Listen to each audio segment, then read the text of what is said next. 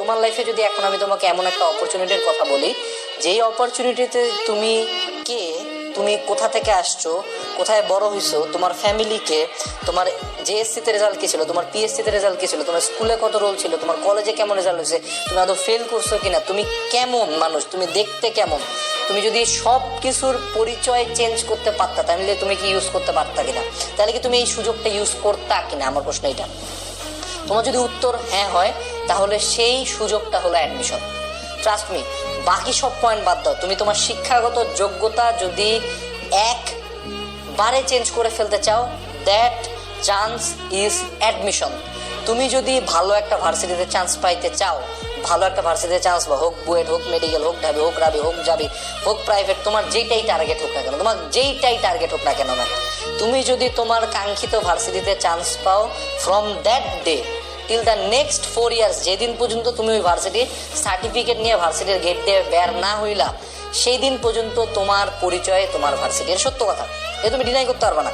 যদি একটা ভালো ভার্সিটিতে চান্স পাই যাও, হোক বুয়েট, হোক মেডিকেল, হোক ঢাবি, যে কোনো এক জায়গায় যদি তুমি চান্স পাই যাও, ওই দিনকার পর থেকে কিন্তু কেউ তোমাকে জিজ্ঞেস করবে না যে তোমার জেএসসিতে কত পয়েন্ট পাইছিল, তুমি বৃত্তি পাইছিলা, বৃত্তি পাও না, তোমার রোল কত ছিল স্কুলে, 30 রোল ছিল, 50 রোল ছিল, তুমি কি কলেজের পরীক্ষা কেমন করছো, কলেজের পরীক্ষা ভালো করছো, খারাপ করছো, উদ্ভাসের পরীক্ষায় কত করছো, কোচিংয়ের পরীক্ষায় কত পাইছো, এজ কোর্সের কত পাইছো, কোনো পরিচয় আর নাই। ওই দিন থেকে সব পরিচয় চেঞ্জ। সো তুমি কি এটা চাও না ম্যাম? তুমি কি এতদিন ধরে এই সুযোগটা চাচ্ছিলে না যে তোমার পরিচয়টা চেঞ্জ হোক, তোমাকে মানুষজন পজিটিভ ভাবে চিনুক? তুমি কি এটা চাও না যে তোমার বাপ মা তোমাকে নিয়ে একটা গর্ব করুক, যে না আমার ছেলে এখানে পড়ে বা আমার মেয়ে এখানে পড়ে, আমার ছেলে এই জায়গায় চান্স পাইছে, ছেলেটা অনেক পরিশ্রম করছে? তুমি কি তোমার বাবা মাকে প্রাউড ফিল করাইতে চাও না ম্যাম? তুমি কি চাও না যে তোমার আশপাশের মানুষজন, তোমার পাড়া পড়ছে, তোমার পাশের বাসার আন্টি, তোমাকে যারা অপমান করছে তাদের কথাটা জবাব দিতে, তাদেরকে নিজের সম্বন্ধে একটা ভালো কিছু জানাইতে, যে না আমি এই জায়গায় পড়ি, আমি এই জায়গায় চান্স পাইছি? তুমি কি চাও না যে তারা তোমাকে একটু রেসপেক্টে দেখুক? তোমার ছোট বড় ভাই বোন চাও না যে তারা তোমাকে রেসপেক্টের চোখে দেখুক? তুমি কি চাও না?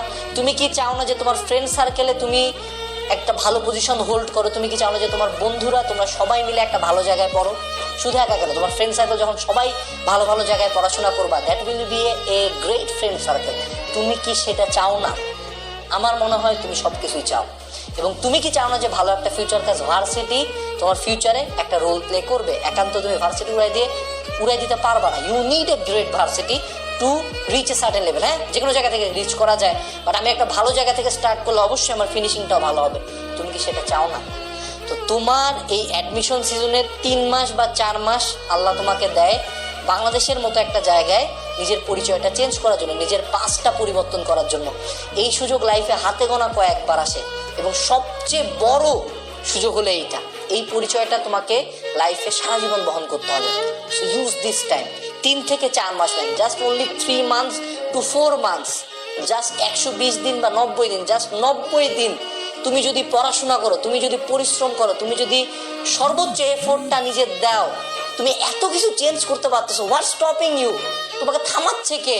তোমাকে থামানোর কেউ নাই, তুমি একা এখানে। তোমার সাথে উপরে আল্লাহ, নিচে তুমি, আর কেউ নাই। Just start the game man, give it your all. তোমাকে কেউ থামাইতে পারবে না। জাস্ট এইটা ইনশিওর করো যে অ্যাডমিশন টাইমে তোমার যতটুকু পড়ার কথা তুমি তার সর্বোচ্চটা পড়তেছো। তুমি তোমার 100% জানো না, তোমার 100% তোমার কল্পনার বাইরেও শক্তিশালী। You are stronger than you think, you are more talented than you think, you deserve more. তুমি পারবা, ডোন্ট গিভ আপ। জার্নিটা খুব টাফ হবে, এই 3 মাস খুব টাফ, কিন্তু দেখতে দেখতে চলে যাবে। সো 3 মাস পরে যদি কোনোদিন নিজেকে আয়নায় দেখো, 2টা অবস্থা হতে পারে। 1, তুমি তোমার অবস্থানে স্যাটিসফাইড হবা, 2, খুবই ডিসস্যাটিসফাইড হবা। ওই একটা কথা আছে না যে the bill of regret is higher than the bill of pain. মানে তুমি পেইন থেকে যতটুকু না রিগ্রেট কষ্ট পাবা, তোমার যদি রিগ্রেট থাকে, যে আল্লাহ আফসোস থাকে যে ইস আমি যদি আরেকটু পড়তাম, সেটা কিন্তু আরো বেশি।